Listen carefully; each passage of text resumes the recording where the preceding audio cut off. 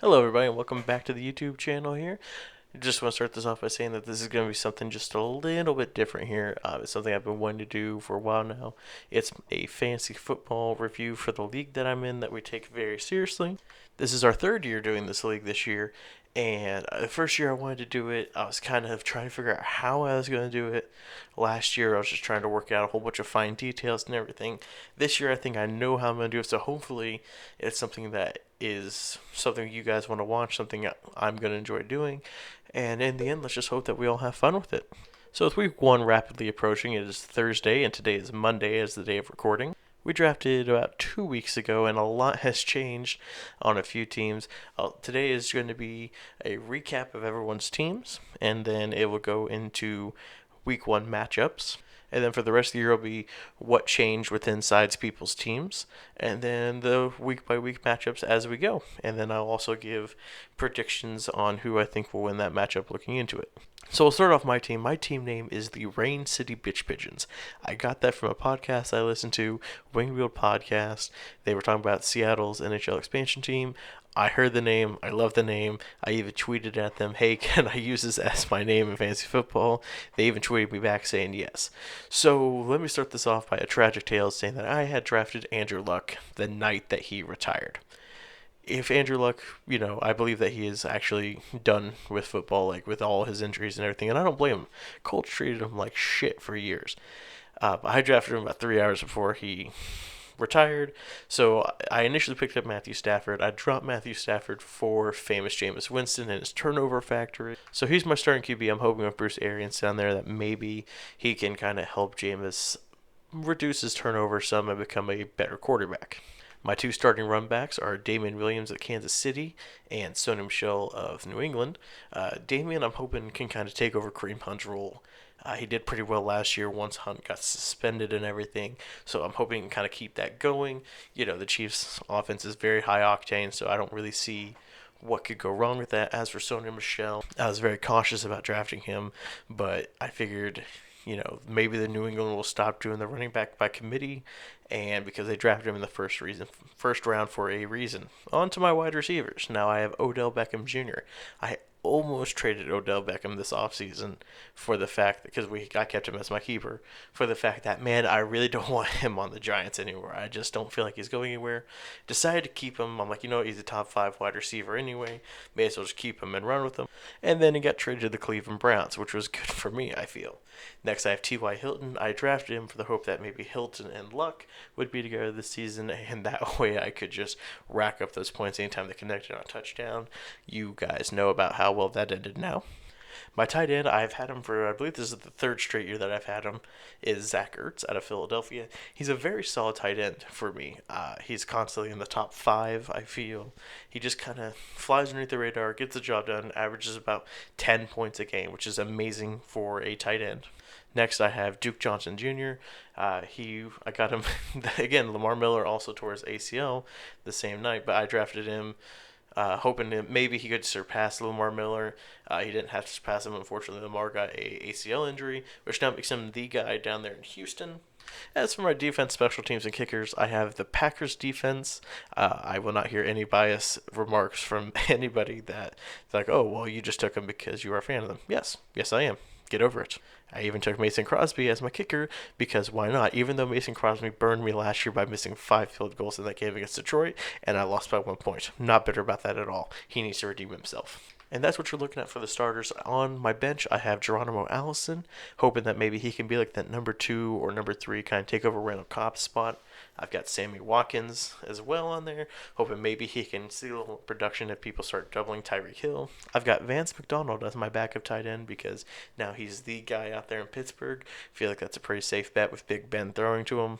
Also have DK Metcalf. I'm hoping this combine legend can turn into a fantasy football legend and just completely blow up this year. He'll be the number 2, I feel, starting out the season, but I got a very good feeling that he'll be the number 1 by the time it rolls around. As for my backup quarterback, well, there's only one person I could have drafted, and that was the legendary Big Dick Nick. He is going to be pretty solid, I feel, down there in Jacksonville. I think now that he's going to see a lot more reps, it's just a matter of what weapons does he have down in Jacksonville. I picked up Marquise Brown off waivers after I dropped him for LaShawn McCoy. Once I started realizing it looked like he might be cut, then he did get cut, and I dropped him, traded him out. Then I saw he's picked up by the Chiefs, but it doesn't matter. I've got Marquise Brown. I feel like, I don't know. He could either be really good or he could be really bad. It just kind of depends if Lamar Miller decides to play running back or quarterback this year. Picked up Adrian Peterson today, actually. I'm kind of hoping that maybe he can show why he needs to still be the number one out there in Washington, and because he did really good last year. I know he's the number two right now, but who knows? Coming off the ACL injury that guy's had, we'll see. Maybe Pearson can reprise his role as the number one. And then I picked up N'Keal Harry, found out today he got put on the IR, and I was hoping he'd be Tom Brady's new number one weapon. We'll see how far that can go. He may just sit on my IR, but I feel fairly confident with what my team's got here as it is. I wish I had more depth. I wish I kind of had more studs with running back, but having two studs at wide receiver and a stud at tight end and three starters at running back, I feel like I'll be good. I'd probably have one of the best teams if Andrew Luck didn't get hurt, I feel. I might be a little biased. Let me know down in the comments.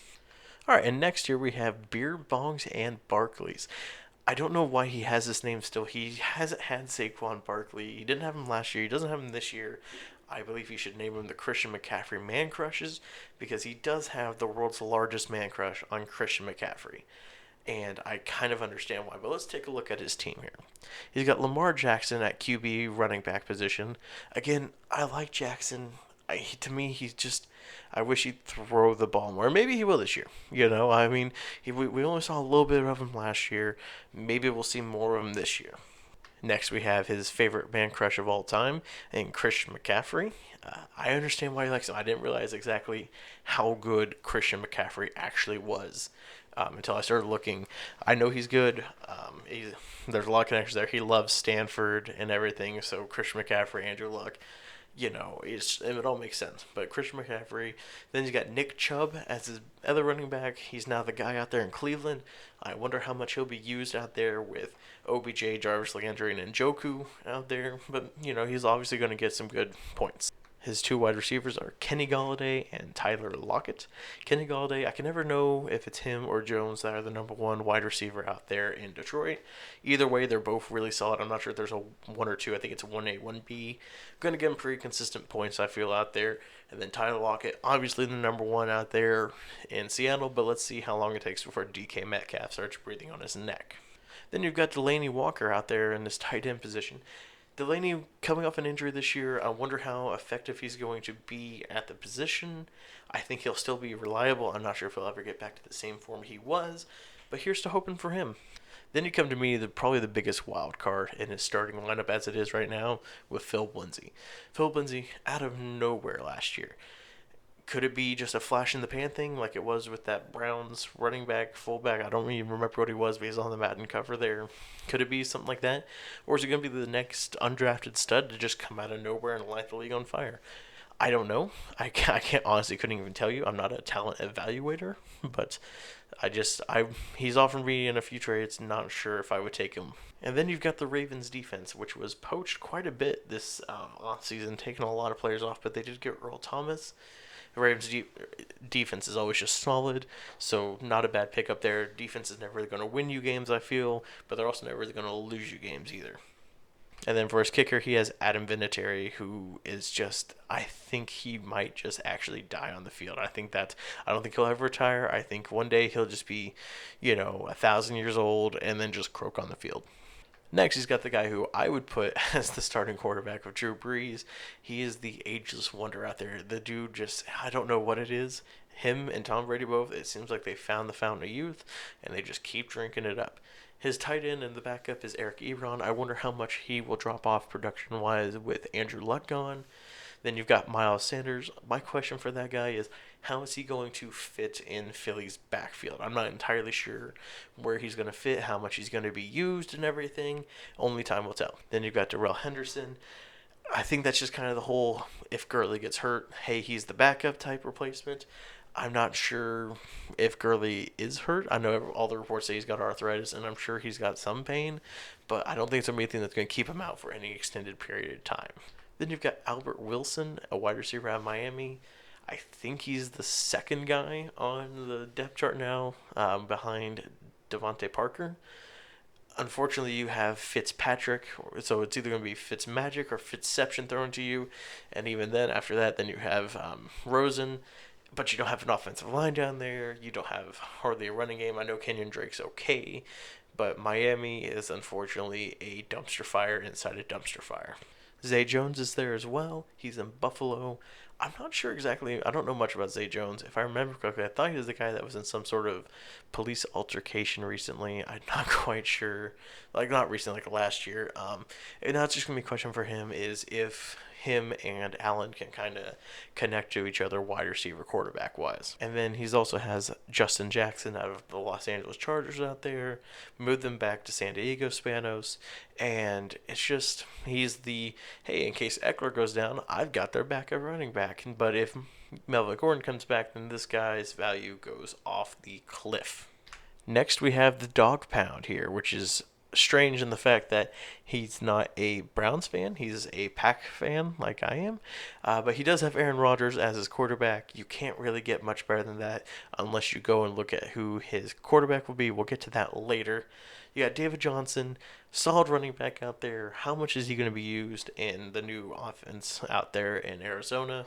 Kind of question mark there, but I still think he'll be a top running back. You got the speedy Tariq Cohen out there in Chicago as his other running back. We'll see how much he can do and see if the Bears offense can live up to what they did last year or if it was just a one-year wonder. Antonio Brown and all his drama decided to move from Pittsburgh to Oakland.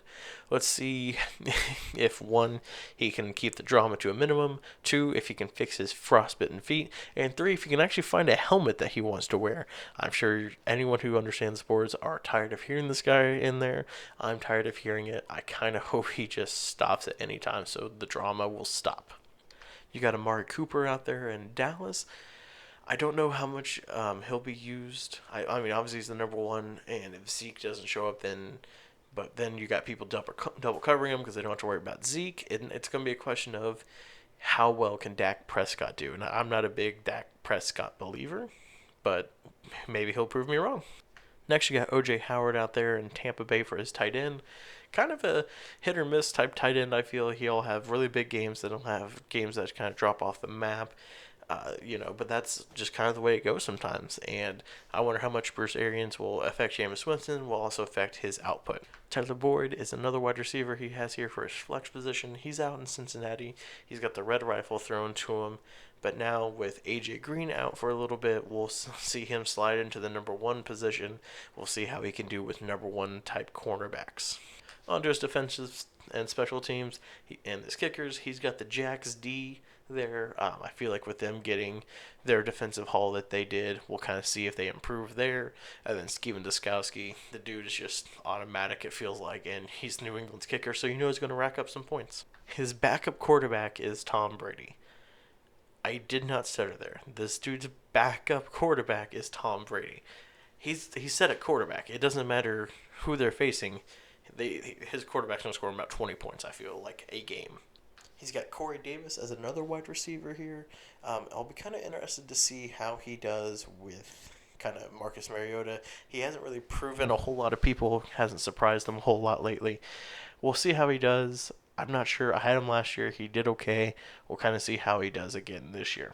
Jordan Howard went from the Bears to the Eagles. We'll see how he does in his role. I'm not entirely sure exactly where he fits on the depth chart because I don't follow the Eagles. I'm sorry. Got Trey Burton as a backup tight end. Can the Bears replicate their offense from last year, or was it a one-year wonder type deal again, is the big question out there in the Windy City. Will a Deshaun Jackson coming back to Philadelphia rejuvenate his career? Can he follow the Church of Wentz, or will he slot into the third or fourth wide receiver? Adam Humphries down in Tennessee. Will he do well going into a new team? How will he fit in there? Those are all the big questions there. And then he's got the Browns defense. All the pieces are there. Can they become a top 5 defense? Next, we got the team known as Slob on My Cob. I think it's probably one of the best names we have in this league. I honestly love a lot of the names that we have in this league. His quarterback is Dak Prescott. I know he puts up good fantasy numbers, but let's see how he can do this year if Ezekiel Elliott decides to sit out the entire time. Then you've got Derrick Henry out there in Tennessee, had that monster run. Did that overhype him a little bit? Maybe, but he's still a solid running back. We'll see how well he does out there in Tennessee this year. I kind of don't know much about the Tennessee offense besides the fact that Marcus Mariota is, in my opinion, I don't know. There's the Tennessee fan base overvalues him, but I think everyone else undervalues him. Then you've got Marlon Mack out there in Indianapolis. Let's see how well he does with Andrew Luck gone. Is he going to take over more of a role for Jacoby Brissett out there? Only time will tell. Then you got Julio Jones, who's just an absolute stud, as well as Jarvis Landry out there. He may take a step back for OBJ there, but he might also take a step up because now he's not facing number one wide receivers. The Browns' offense, my only question is, are there enough footballs to go around? Kyle Rudolph as his tight end. I wonder how much a Kirk Cousins resurgence will help boost him up a little bit. Then you've got David Montgomery out in Chicago. I kind of wonder how much he's going to be used with him being a rookie and everything. Will he be a stud out there facing real competition? Will he kind of flop? I honestly don't know. I haven't seen much of him, but I'm curious to see and find out. Then you have the Eagles defense, which hopefully they don't get bit by the injury bug again and just kind of stay healthy. And then, oh God, I'm going to butcher this kicker's name because I have every single time I've tried to pronounce it. Giorgio Taviaccio, I believe. I don't know. Don't criticize me. I'm better with Russian names than I don't know what that was. But he's not even the kicker down in Atlanta anymore. At the time of recording this, he still has him as the kicker for his team. Maybe he watches this video and realizes this and goes, oh crap, I need to drop him. We'll find out in the week 1 recap. Jason Witten coming back onto the field after doing a play calling career on Monday Night Football. How much is he going to kind of bounce back after the year off, or is it just going to be a lot of rust on there? Jamison Crowder leaving Washington, coming to the Jets. Maybe having a new quarterback, a new scenery will help him out there. Kenny Stills is now in Houston instead of Miami. He's going to play opposite of Andre Hopkins. Maybe that'll help him out some. Then you got Matt, I believe it's Breida. I don't know exactly how to say it. I'm not sure. But where does he rank on the running back chart out there in San Francisco? Giovanni Bernard is the second running back out there in Cincinnati. You got Mitchell Kissintitties out there in Chicago. Is he going to be able to replicate the same success he had last year? Alrighty, and next we have the old GOAT and his squad. Rough year last year for him. They had the first overall pick this year. His starting lineup looks a lot like this. It's Kyler Murray out there for his quarterback. Man, rookie quarterbacks are very hard to predict whether they're going to be good, whether they're going to be crap. Kind of a crapshoot, but why not go for the swing for the fence and see what can happen? His running backs are Todd Gurley and Tevin Coleman. Gurley obviously is a stud, and Coleman maybe going out there becoming the man in San Francisco. We'll see how he does out there. Next, we have Tyreek Hill and Julian Edelman as his wide receivers. Of course, Tyreek is Mahomes' favorite weapon. Edelman is Brady's favorite weapon. So you got two solid wide receivers right there. Mark Andrews of Baltimore out there as his tight end again with Lamar Jackson. Is he going to be able to throw it to him? Christian Kirk as the wide receiver for his flex. He's going to be taking over the role for Larry Fitz at some point. Is it this year? Can he develop with the young quarterback? We're going to find out. His defense and special teams, he's got the Patriots defense with Robbie Gould as his kicker. Again, they're not really going to make or break the game, but I feel the need to bring him up because you never know. On his bench, he's got Dante Pettis, a San Francisco wide receiver. Can Jimmy G be healthy and get him the ball? In my opinion, the next person is probably his biggest pickup, and it won't help him for the first 8 games. It's Kareem Hunt. If he makes it to the playoffs, I feel like that's going to be a big boost for him. But we'll just kind of see from there. Anthony Miller out there in Chicago. Can Mitchell Trubisky continue growing as a quarterback, get him the ball some? Same way Tony Pollard, he is going to be the guy I feel out in Dallas while Zeke sits out. Derek Carr is his backup quarterback, as well as Daniel Jones. Those guys, Carr could be good because he's got Antonio Brown throwing to him now. Jones is going to be on the bench for a little bit. And you got Mike Gesicki out there, Miami tight end. Again, Miami dumpster fire inside of the dumpster fire. Next, we got the Effingham Titans. His quarterback's Matt Ryan. Matty Ice is always a stud in fantasy football as well as in actual football. He's obviously going to put up big numbers. Next, he's got Le'Veon Bell, who he took last year. Unfortunately, we all know Le'Veon Bell didn't play last year. So let's see how well he can do this year with the Jets, Who knows? I think he's not going to do as well as he did out in Pittsburgh. Irony reels its ugly head here as he has James Conner as his second running back, the running back now out in Pittsburgh. He's got Keenan Allen out there in Los Angeles. Him and Philip Rivers have a great connection. Brandon Cooks and Jared Goff out there in Los Angeles as well. Cooks is his wide receiver. Goff is great throwing the ball to him. He's got Jared Cook as a tight end here. Again, Drew Brees throwing to him. That's going to be very solid for him. He has Melvin Gordon. Right now he's out. He's not showing up for week 1. I'm sure he'll be replaced. Inside this guy's lineup, got the Bills defense. They have a chance to be pretty good. Will Lutz out there as his kicker. AJ Green as a bench wide receiver. When he comes back, he's going to be solid. Sterling Shepard's another guy out there in New York. Again, the 1A, 1B combination of Marvin Jones out there in Detroit. He's got Darwin Thompson, who's going to be the backup running back out there in Kansas City. Latavius Murray the same way. He's got James Washington as well. Let's see how well he does now being, I believe he's going to be the second wide receiver out there in Pittsburgh. And then he's got Devin Singletary. Let's see how he can do in Buffalo. Now we have the team name of First and Ben with his quarterback being Carson Wentz. Can Church come back in session? And can he stay healthy? Then we have Leonard Fournette. How's he going to do with Big Dick Nick down there now? Is he going to still be able to run the ball as much? Is he going to be able to catch out of the backfield now? Then he's got James White.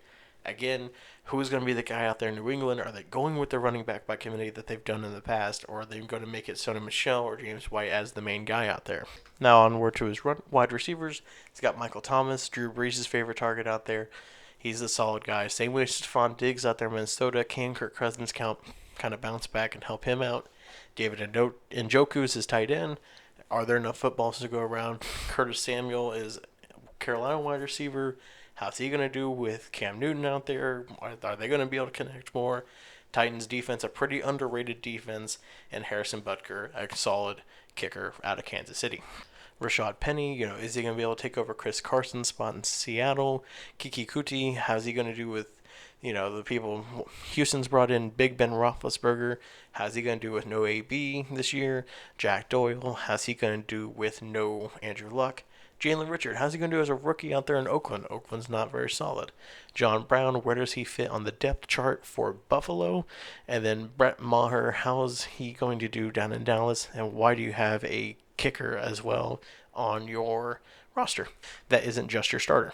I say that and will probably eat my words whenever I have to go find a random kicker. And it'll probably be the Bears kicker, and they can't make a field goal past 40 yards. Next, we have Philip Rivers' Child Army, and his roster looks a lot like this.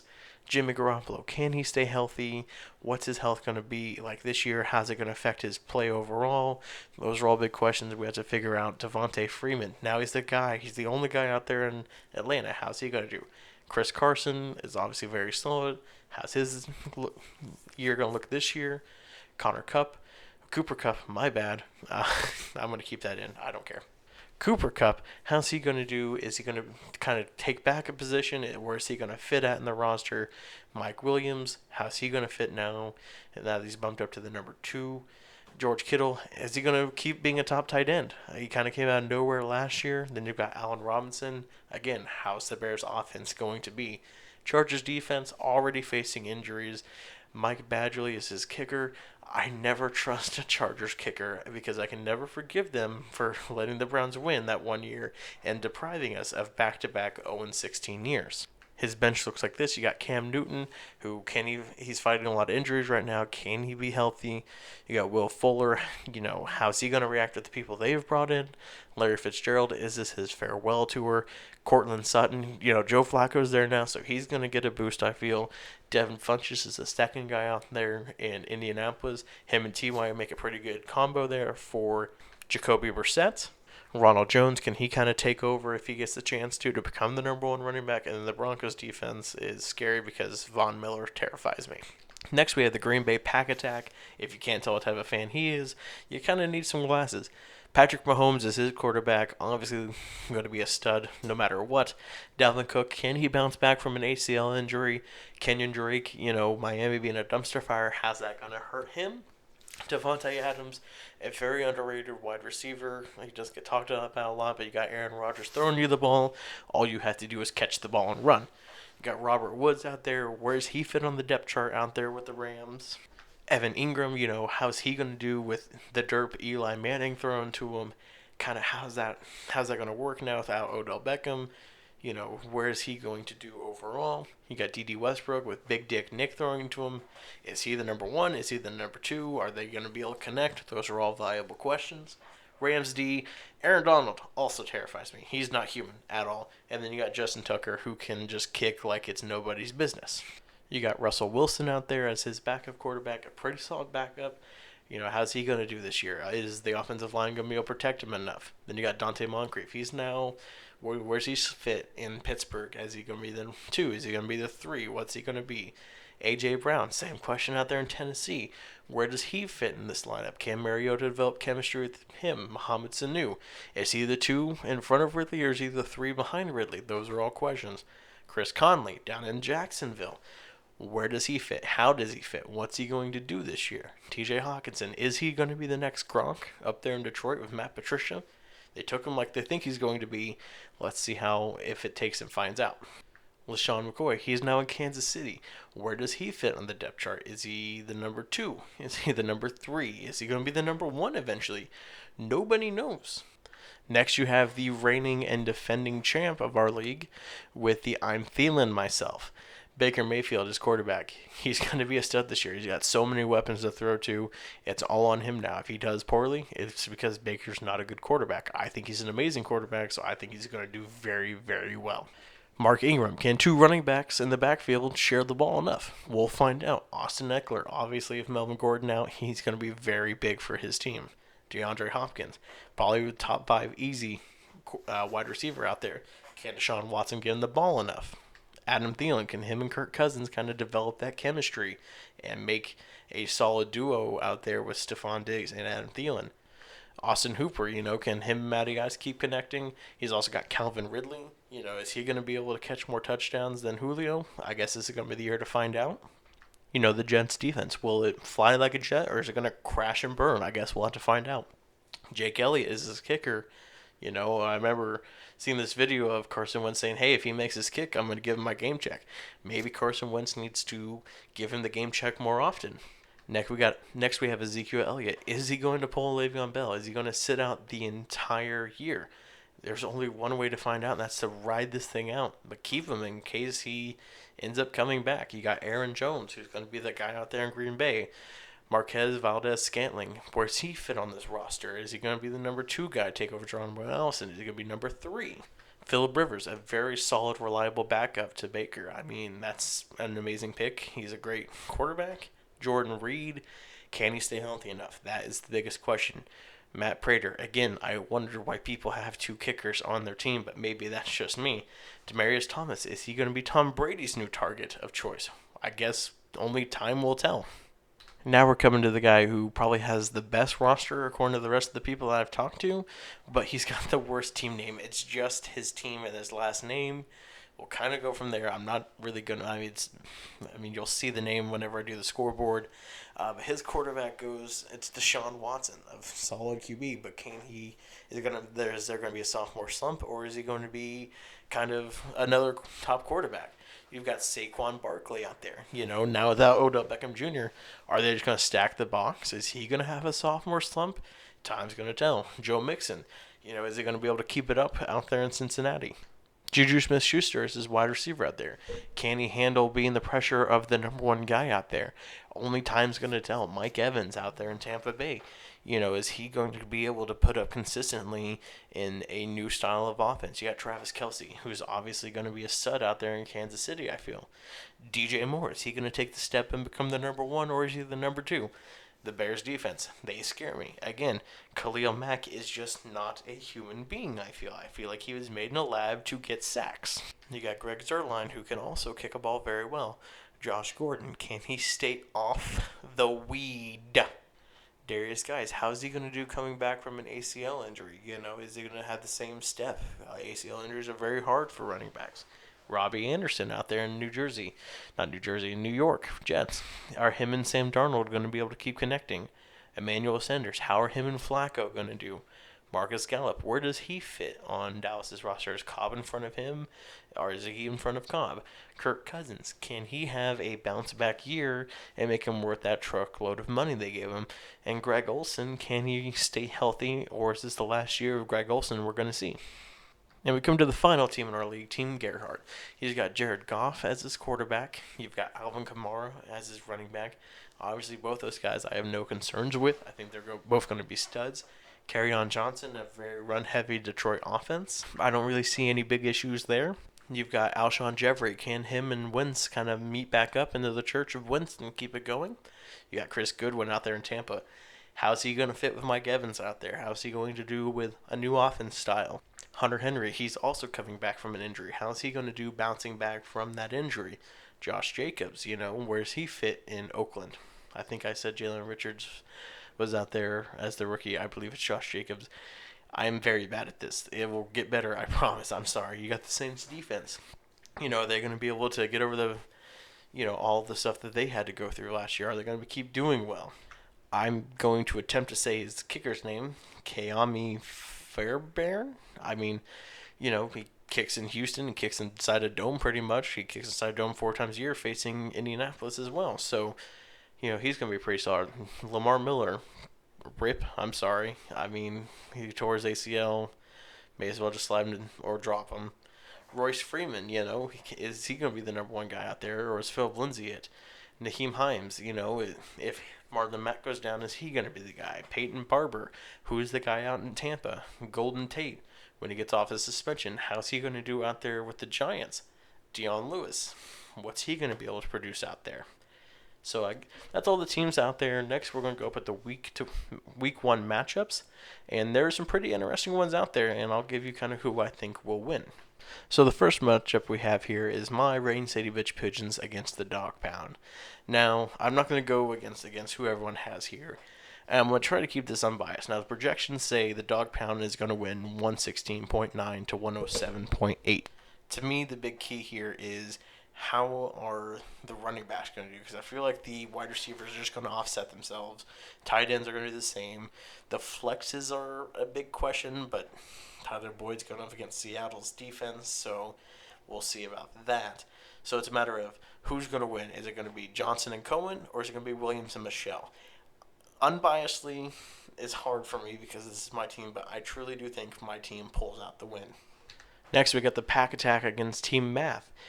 It's very tough to figure out what's going to happen here. You never know who's going to go off. Unfortunately, it looks like they have Team Math winning 141.1 to 119.3. I'm going to agree with the ESPN people here. I believe Team Math takes the win, and I'm sorry, Green Bay Pack Attack. Next, we have the Old Goat versus the Effingham Titans. They have the Old Goat winning 112 to 106.4. Looking at their lineups, it kind of could go either way, but I firmly believe that the Old Goat will pull out the win here. Next, you have Philip Rivers' Child Army facing Slava Mykob. They have the Child Army winning 116 to 103. We'll see how much that changes if he puts in a kicker that is healthy. Just kind of looking at it, I don't necessarily agree. I feel like Slava Mykob is going to win against Philip Rivers' Child Army. Next, we have I'm Thielen Myself versus First and Ben. They have I'm Thielen Myself winning 118 to 115. Taking a look at it, this is going to be one of those close matchups, but I just get the feeling First and Ben is going to pull out the victory here, and it's going to be because his 2 wide receivers are just absolute studs, and can Adam Thielen be better than Stephon Diggs that week. Next, we come to the final matchup this week with Team Gerhardt versus Beer Bongs and Barkley. They had Team Gerhardt winning 119 to 118. Just kind of looking at it, I just don't know. I believe Beer Bongs and Barkley is actually going to pull out the win here. And that wraps up our week 1. Let me know what you guys feel about this. Let me know what you guys think. Don't forget, we're also having a thumbnail done each week for this. I will put a link in there for the thumbnail artist. Shout her out. It's Pichu. She's done all my other stuff. She's just awesome at everything she does. Let me know what you guys think about this. Hopefully, we'll be back for week 2 with everything. I know scheduling and everything's chaotic, but this is the one thing I want to do very consistently. So thank you for watching. Don't forget to share with your friends, because that's the only way that this channel will grow, is if I can get the word out there, if you guys can get the word out there. And never forget that JYat is where it's at, and go Rain City Bitch Pigeons.